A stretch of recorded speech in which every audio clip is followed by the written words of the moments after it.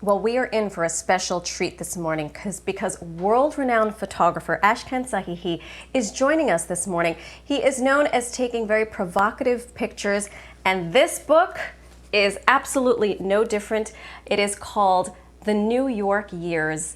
It features some of the most iconic faces of New York from the 1980s to 2016. David Bowie, Cindy Sherman, Willem Dafoe, so many more. Joining us now all the way from halfway across the globe in Berlin is the man himself, Ashkan Sahihi. Thank you so much for joining us this morning or this afternoon.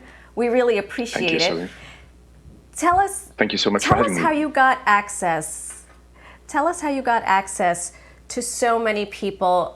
You are such a professional. I know you worked at the New Yorker, but you got really up close and personal with a lot of these folks. So how did you do that? Well, thank you very much. I mean, that's the way you're putting that. The question is a compliment.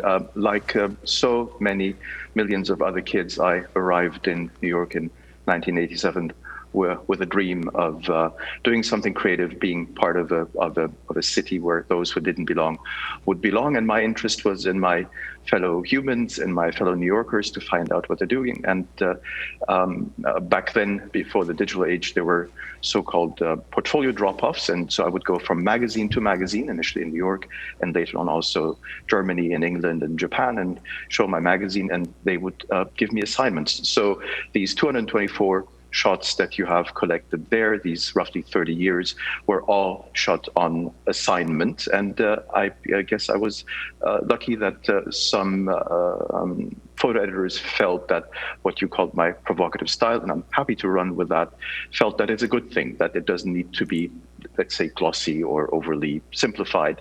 And that's why I'm so lucky that this came together. And we're so lucky that we get to see and sort of look into your brain. But I wonder, these photographs they're arresting in so many ways, because I think as you look at the different photographs, you really see beyond just the person that you may know because of their celebrity status. What inspired you to do this book now? Because it's an interesting chunk of time. The 80s, which was a very different New York than 2016.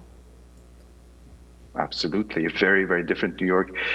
Well, I would say curiosity. It was the curiosity, one, for who are these people who do these things, who do the arts, the dance, the writing, the rap and hip hop. What is it that drives them forward? And what is it that brings them all together in what back then was the capital of the world? New York was truly the capital of the world. So it seemed like pretty much a no-brainer that I needed to be there, trying to understand the myth. And to understand the myth, you needed to get an idea of who the players are. And lo and behold, 30 years later, I realized that and I apologize if I'm not sounding humble here, but that I got to capture the DNA of a city at a point where it was shaping things far beyond the reaches of its 5 boroughs or even the US, where we captured a community, and eventually I became part of it, and I do feel tremendously privileged to have witnessed and documented that time. I'm going to speak on your behalf and say that you should show off as much as you possibly can. While you were speaking, I was just looking through some of these pictures. I'm going to ask this question anyway, but I feel like it's asking me who my favorite child is. But do you have a favorite photograph? Allow me to admit, I've always been, and I'm still a romantic. I'm a complete romantic, and I find these pictures tell a story of a place, a city, and a time that just doesn't exist anymore. So for me to pick a favorite picture is almost like saying, can you pick a favorite line out of your favorite poem or story or such? So with all humble apologies, I don't think I can. I mean, if you were to start my emotional search engine with certain adjectives, electrifying, juicy, something. I mean, Joan Didion was absolutely, she was like nothing else, iconic. I mean, Iman is iconic. Wry and witty, Dennis Hopper, he was clearly that. So yes, I can tell why I love certain ones more than others, or why they trigger something in me. But for me, they belong together and they tell the whole story together.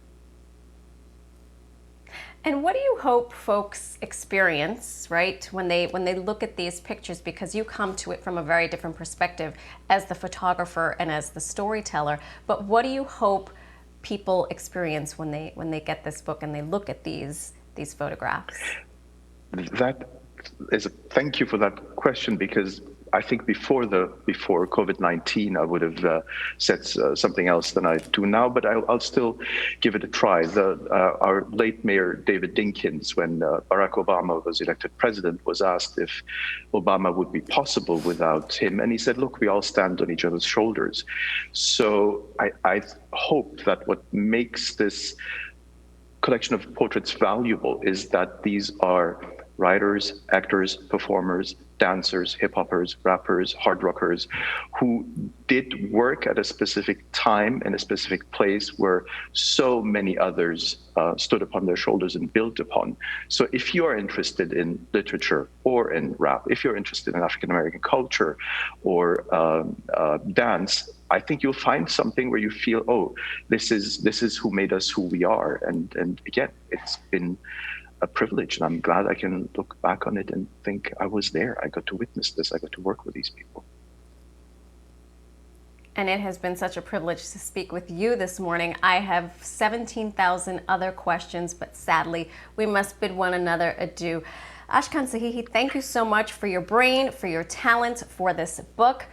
We appreciate it, and a happy belated birthday, by the way. Thank you so very much, and thank you for having me. It's been great fun. And if you want to see the book, it is called The New York Years. Fantastic book. Also, a good holiday gift if you're in the market for one.